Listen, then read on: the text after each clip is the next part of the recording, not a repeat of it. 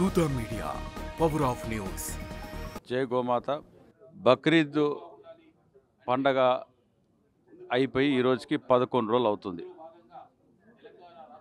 ఈ బక్రీద్కి భారతదేశంలో ఎక్కడ లేని విధంగా ఈసారి ఒక 50,000 గో సంతతిని నరికి చంపేశారు హైదరాబాదులోనే.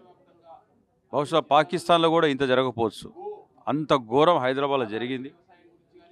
మా వంతుగా అనేక గో సంరక్షకులు గోరక్షకులు విశ్వ ప్రయత్నాలు చేశారు గోవులను బ్రతికించడం కోసం. కానీ చివరిగా ప్రభుత్వం అండదండలతోని ఈరోజు గోహత్యలకు పాల్పడ్డారు. చట్టాలను అన్నీ కూడా ఉల్లంఘించడం జరిగింది. హైకోర్టు ఉత్తర్వులు ఎక్కడ కూడా పాటించలేదు. అందులో సందర్భంగా ఈరోజు ఒక సంస్మరణ సభ, సంతాప సభ, ఒక కుటుంబ సభ్యుల్లో ఎవరైనా చనిపోతే ఏ విధంగా 11 రోజులు నిర్వహిస్తారో ఆ మాదిరిగా ఈరోజు గోవు కోసం కూడా మేము ఈరోజు సంతాప సభని పెట్టుకోవడం, చెప్పడానికి బాధ ఉన్నప్పటికీ కూడా చేయక తప్పదు. జరిగిన తప్పిదం అంతా ఇంత కాదు.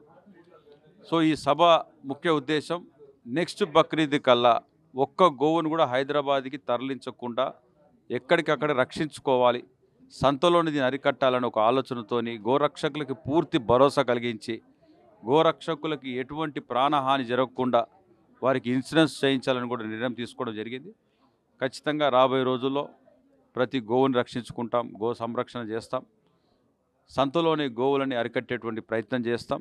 చట్టపరంగా అన్నీ కూడా ఎలా అమలు చేయాలో, ఎలా అమలు పరచాలో ఆ విధంగా ఒత్తిడిని ప్రభుత్వంపై తీసుకొచ్చేటువంటి కార్యాచరణ ఉంటుంది.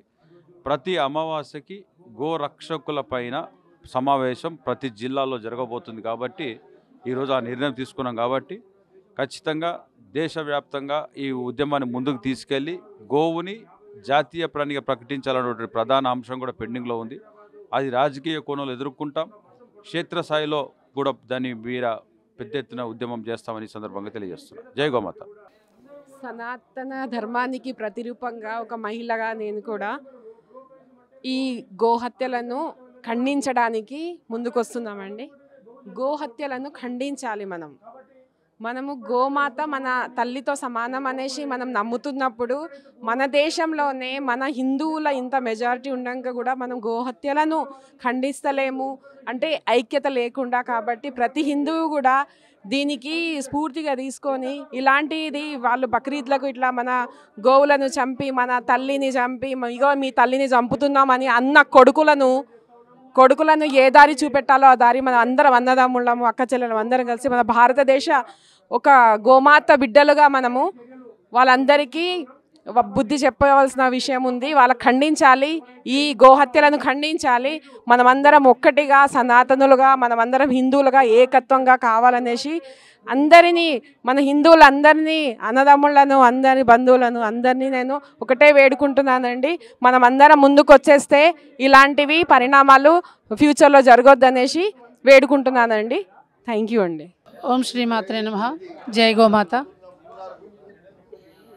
ఈరోజు ఈ సభ ఇలాంటివి జీవితంలో జరగకూడదు, భారతదేశంలో అసలు జరగకూడదు. అది చాలా బాధగా ఉంది ఇలాంటి సభకు వచ్చినందుకు.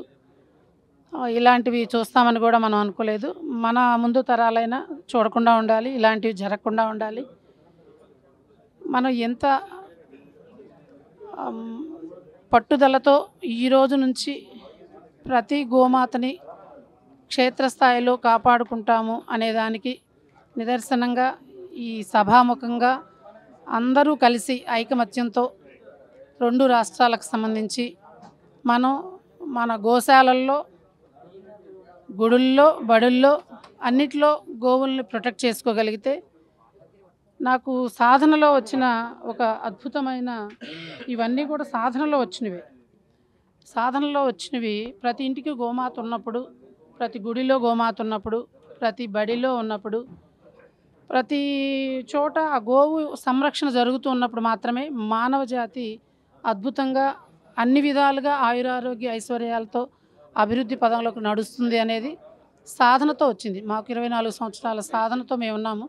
యాక్చువల్గా హిమాలయాలకు వెళ్దామనుకున్న ఆ సంకల్పాన్ని గురువులు ఎందుకు ఆపారనేది తెలియదు. ఒక పీఠం పెట్టి శ్రీమాతా విశ్వనిలయం ధ్యానాశ్రయం ధ్యానాన్ని అందిస్తే అది ధర్మానికి దారితీస్తుంది.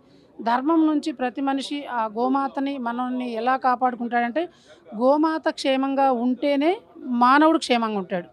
అది ఎంత త్వరగా తెలుసుకుంటాడో ప్రతి మానవుడి బాధ్యత మన గోమాతని కాపాడుకోవటం. ఇలాంటి సభలు జరగొద్దు, జరగకూడదు. ఒక గోమాత కూడా అమ్మకానికి పోవద్దు, వధశాలకు పోవద్దు.